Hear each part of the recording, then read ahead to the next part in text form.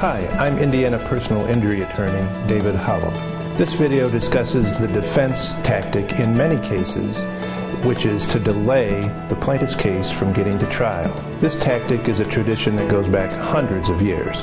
Imagine that you own an insurance company and you have invested the premiums that you've charged your customers in the stock market, for example.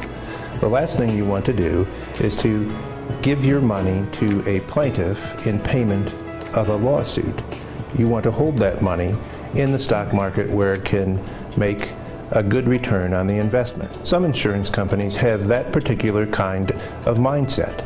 Their hope is to delay in hopes that the plaintiff will get exhausted and give up, or that the plaintiff will be willing to accept a lesser sum in settlement just to get the case resolved. We aggressively fight delay tactics in every lawsuit in which we are representing a plaintiff. If you're asking yourself, what can a plaintiff's attorney do to avoid a delay?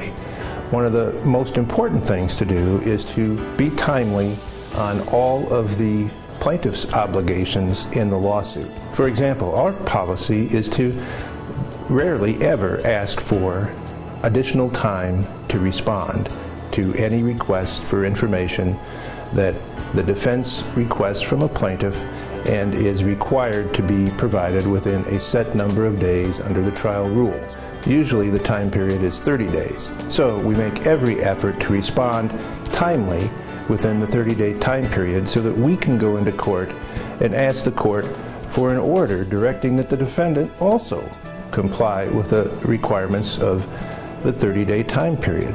We have found over time that most defense firms realize that we are not going to allow them to get away with delay tactics, and that's part of our reputation. Not surprisingly, once the defense firms learn that we are not going to allow them to delay the case, and that we are not going to do anything to delay the case, it takes away part of the weaponry that they have in their arsenal. The delay tactic falls by the wayside.